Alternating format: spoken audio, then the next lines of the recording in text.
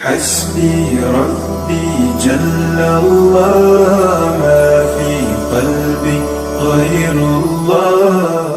ایک صحابی ہیں جو حضور کی بارگاہ میں آئے، انہوں نے آ کے کہا یا رسول اللہ مجھ سے زنا ہو گیا ہے اور میرے اندر ایمان ہے، شیطان غالب آیا ہے، لیکن اللہ نے چونکہ فرمایا ہے اس کی ایک سزا ہے کہ شادی شدہ زنا کرے تو اس کو سنسار کر دو، مجھے قیامت سے ڈر لگتا ہے، یا رسول اللہ مجھے سزا دیں. کیا دنیا میں کبھی ایسا دیکھا ہے کہ کسی نے ایسا جرم کیا ہو جس کی سزائے موت ہے اور پھر وہ خود آیا ہو آج کی دنیا میں بھی کہ جج صاحب مجھے سزا دیں، یہ جرم کیا ہے؟ کوئی پرچہ کٹوانے والا نہیں، کوئی گواہ نہیں. یہ شان بھی اصحاب رسول کو ملی ہے جن کا ذکر رب کر رہا ہے کہ تاریخ میں یہ بھی ایک مثال ہے کہ ایسے ایمان والے بھی ہوتے ہیں کہ جب گناہ ہوئے اسے قرار نہیں آیا، اسے سکون نہیں آیا، اندر سے تڑپ گیا ہے، اندر سے رو رہا ہے، نبی کے پاس آتا ہے، کوئی ایف آئی آر نہیں کٹی، کوئی گواہی نہیں ہے، نبی کو پتہ ہی نہیں ہے، صحابہ کو باقیوں کو پتہ ہی نہیں ہے، آ کے کہتا ہے طاہرنی یا رسول اللہ، اے اللہ کے رسول مجھے پاک کر دیں، میں ناپاک ہو گیا ہوں، مجھ سے غلطی ہو گئی.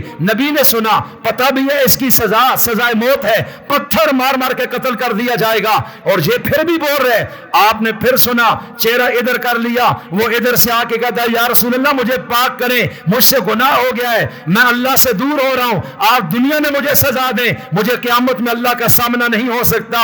اللہ کے رسول نے بندہ بھیجا، جا کے اس کے قبیلے سے پوچھو اس کے دماغ میں کوئی فرق تو نہیں لگ گیا، مینٹلی طور پر ٹھیک ہے، یہ کیا بول رہے ہیں؟ انہوں نے کہا یہ تو بہت سمجھدار آدمی ہے. پھر پوچھا بتاؤ کس سے کیا ہے؟ کہا فلاں عورت ہے.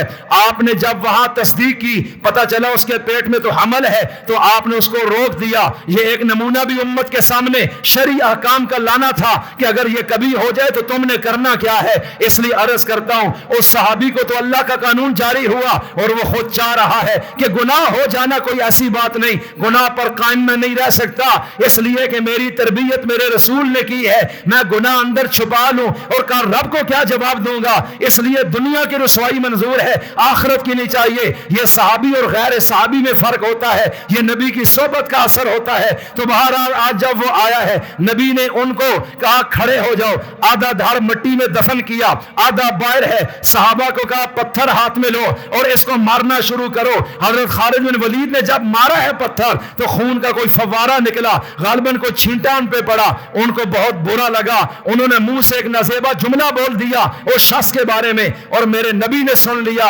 آپ نے فرمایا خالد یہ کیا کہہ رہے ہو تم؟ خالد بن ولید کو نبی نے فرمایا یہ تم نے کیا کہہ دیا؟ تم نے کیوں یہ جملہ بولا ہے؟ تمہیں پتہ ہے اس شخص نے کیسی توبہ کی ہے؟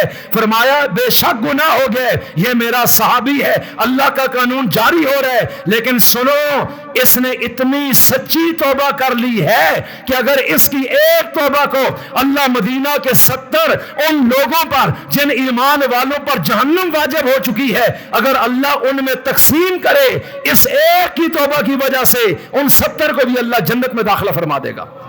فرمایا زبان بند رکھو خالد بن ولید، یہ میرا صحابی ہے. تو میرے نبی کیا کہتے ہیں؟ میرے صحابہ کا ذکر جب بھی آئے تو اچھا کرنا ہے، ورنہ زبان کو روک کے رکھنا ہے. یہ وہ شخصیات نہیں جن پہ تم زبان چلاؤ اس لیے کہ تمہارا ایمان غرق ہو جائے گا، تم جہنم میں چلے جاؤ گے. اور میرے نبی کی حدیث ترمذی میں ہے اللہ اللہ فی اصحابی، ارے لوگوں میرے صحابہ کے بارے میں اللہ سے ڈرنا، اللہ سے ڈرتے رہنا.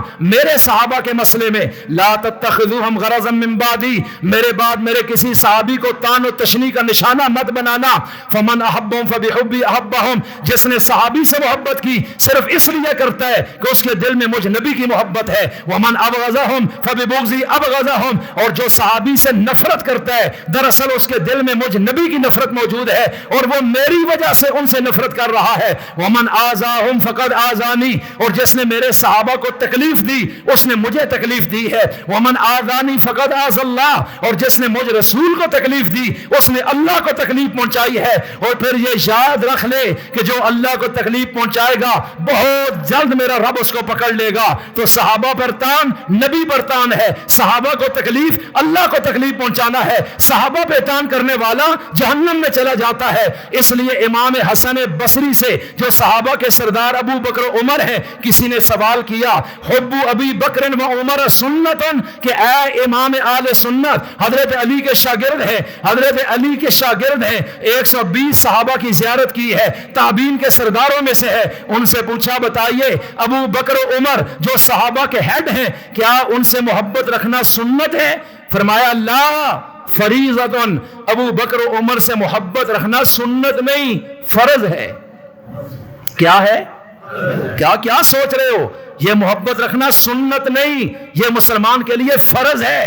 اور ایک تابعی امام مسروق ہیں، وہ کہتے ہیں حب ابی بکر و عمر و معرفت فضلہما من السنہ، ابو بکر و عمر سے محبت کرنا اور ان کے مرتبے اور فضیلت کو پہچاننا یہ مسنون عمل ہے، رسول اللہ کا طریقہ کار ہے۔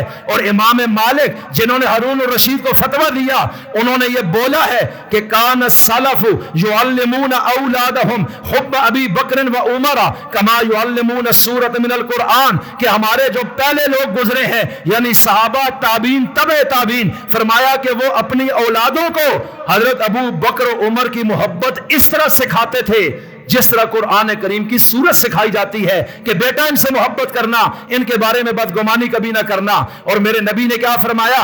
ان اللہ اختارنی، کہ میرے اللہ نے مجھے چنا ہے تمام کائنات میں، واختار لی اصحابہ، اور میرے لیے پھر میرے صحابہ کو ساری کائنات میں سے چنا ہے، فجعل لی منہم وزراء وانصارا، اور کہا واصحارا، کہ پھر ان میں سے اللہ نے کچھ کو میرا وزیر بنایا، کچھ کو میرا مددگار بنایا، کچھ کو میرا سسر اور داماد بنا دیا۔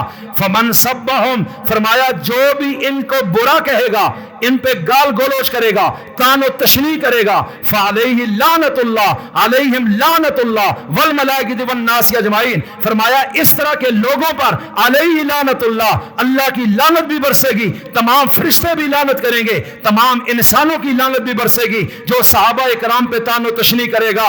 لا یقبل اللہ منہ یوم القیامت صرفا ولا عدلا، اور ایسے شخص کا قیامت کے دن اللہ نہ کوئی فرض قبول کرے گا نہ کوئی نفل قبول کرے گا۔ اللہ مجھے اور آپ کو صحابہ کی، اہل بیت نبی کی سچی محبت نصیب فرمائے۔ وما علینا الا البلاغ المبین۔